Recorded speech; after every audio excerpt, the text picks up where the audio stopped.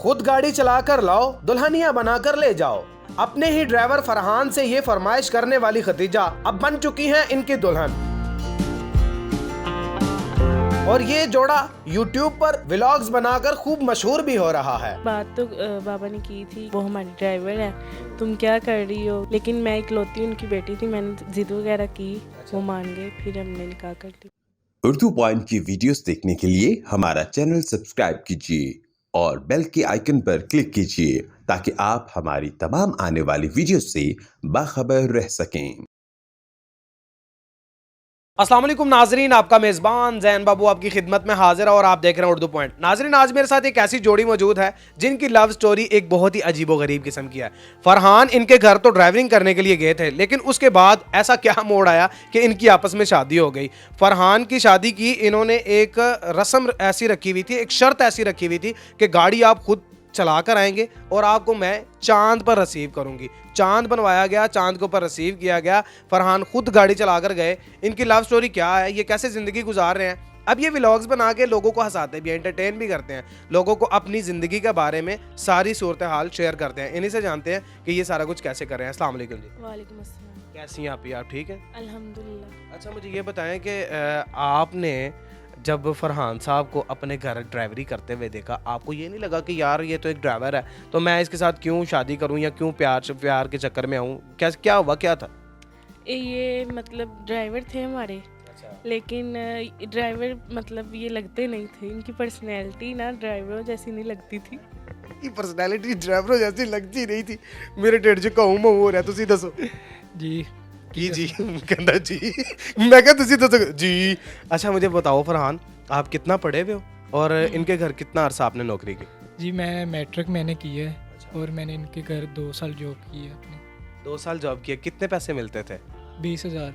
20,000 रुपये। अभी भी वहीं पे जॉब करते हैं या कोई और जॉब करते हैं? नहीं जी, मैं अब अपनी गाड़ी चला रहा हूँ। अपनी गाड़ी उबर क्रीम पे चला रहे हो? जी उबर क्रीम पे भी और कंपनी में भी लगी हुई। अच्छा, कंपनी में लगी हुई है। तो आप में से दोनों में से किसने प्यार का आगाज़ किया था, किसने पहले हाँ की थी? बेगम मेरी ने। हैं? कहानी पुट्टी हो गई कि आपने आगाज़ किया था? हाँ जी, कैसे, क्या बोला था? मैंने इनको कहा था कि मैं आपको पसंद करती हूँ, मैंने आपसे शादी करनी है। तो फिर उन्होंने कहा कि आप अपने बाबा से बात कर लें, मैं भी कर लेता हूँ।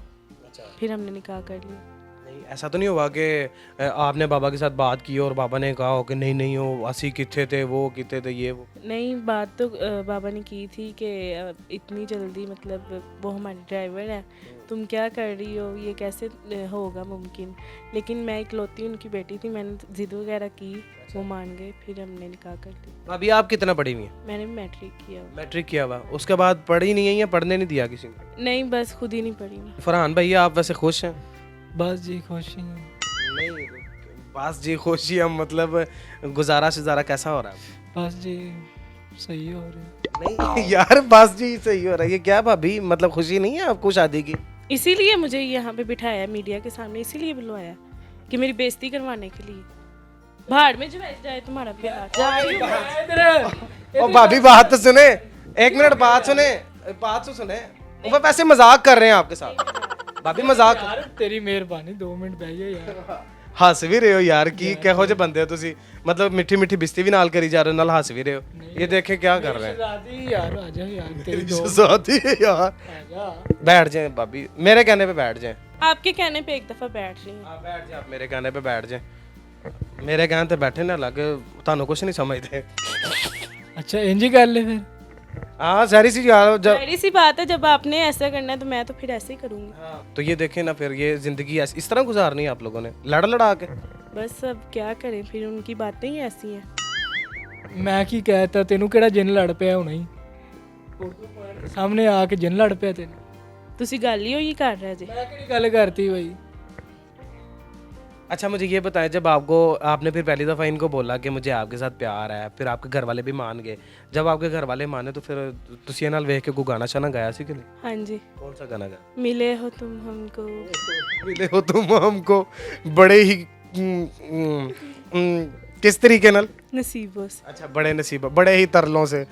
मैं जी सीटा तो लभ गया था हैं? गड्डी दी सीटा तो अच्छा नहीं तो आपने कौन सा गाना गाया था फरहान भाई? मैं जी यही गाया सी मिले हो तुम हमको दोवां ने इको गाना गाया ਇੱਕੋ ਹੀ ਗਾ ਲਿਆ ਸੀ आंदा ही एक सी था ਇੱਕੋ ਹੀ ਆਂਦਾ ਸੀ चलो आज आज ना भाभी कोई और गाना सुनाया मुझे और कोई नहीं लाइया लाइया मैं तेरे नाल ढोलना लाइया लाइया मैं तेरे लाइया इंज नहीं सही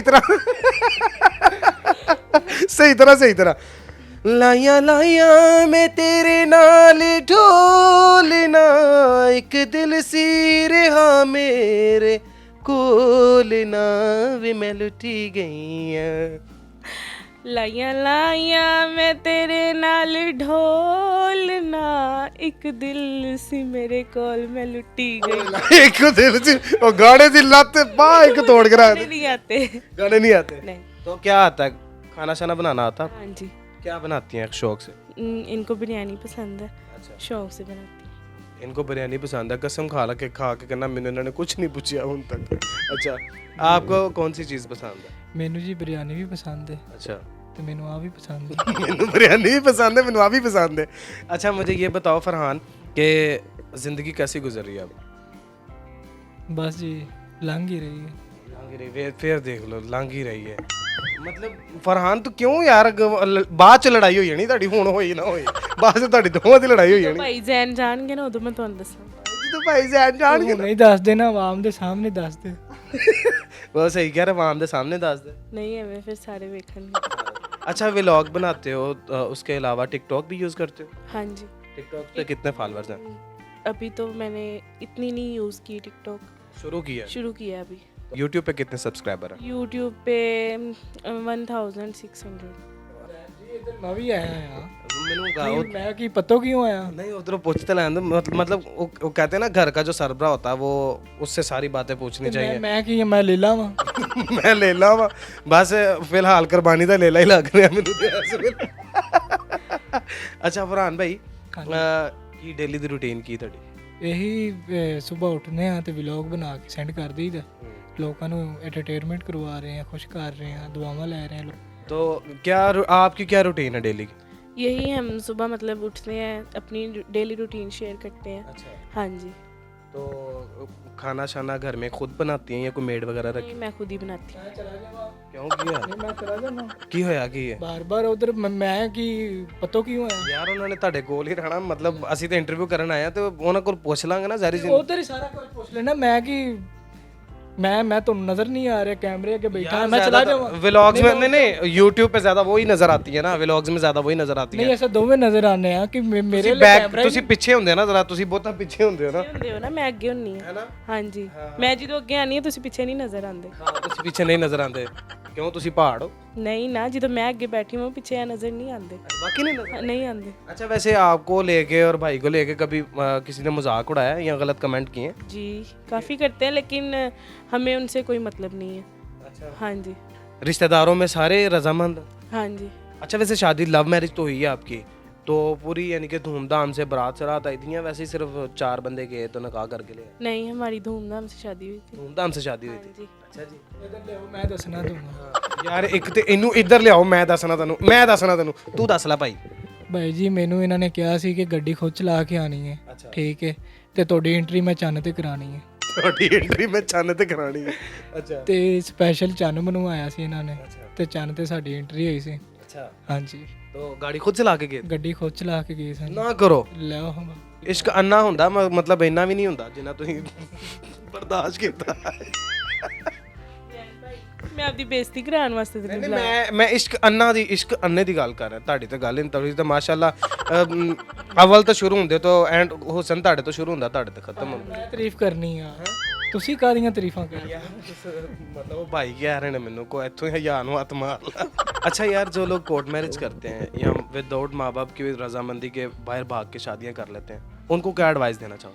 उनको ये एडवाइस देना चाह रहे हैं कि अपने घर वालों से पहले बात करें उनको तैयार करें अगर नहीं मान रहे तो उन्हें कहें कि हम नहीं रह सकते एक दूसरे के बिना उनकी मर्ज़ी से ना करें क्योंकि ऐसे मर्जी से ना करें या उनकी मर्जी से करें? मतलब कि उनके मर्ज़ी के बगैर नहीं करना चाहिए क्योंकि वो जब तक राज़ी नहीं होंगे तब तक आप सही रह नहीं सकेंगे। सही है।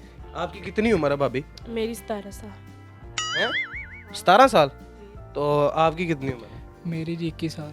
21 साल। चलो कोई ना फ़र्क नहीं है। खैर बाकी अल्लाह पाक यार आप दोनों को खुश रखे, अल्लाह पाक दोनों को सलामत रखे, ठीक है। इसी तरह व्लॉग्स बनाते रहो, लोगों को हंसाते रहो और लोगों के चेहरों पर रौनकें लाते रहो, ठीक है। अगर आप भी इनकी वीडियोस देखने चाहते हैं और अगर आप भी इन लोगों के व्लॉग से एंजॉय करना चाहते हैं तो खतीजा फरहान इनका यूट्यूब चैनल है, वहाँ पर जाके विज़िट करें, वहाँ पर जाके इनके व्लॉग्स देखें। मज़े मज़े के व्लॉग्स होते हैं और बहुत ही अच्छा किस्म का कंटेंट बनाते हैं। बाकी इससे ज़्यादा झूठ मुझसे भी नहीं बोला जाता। अपने मेज़बान ज़ैन बाबू को दीजिए इजाज़त। देखते रहिए उर्दू पॉइंट। अल्लाह ने के बाद।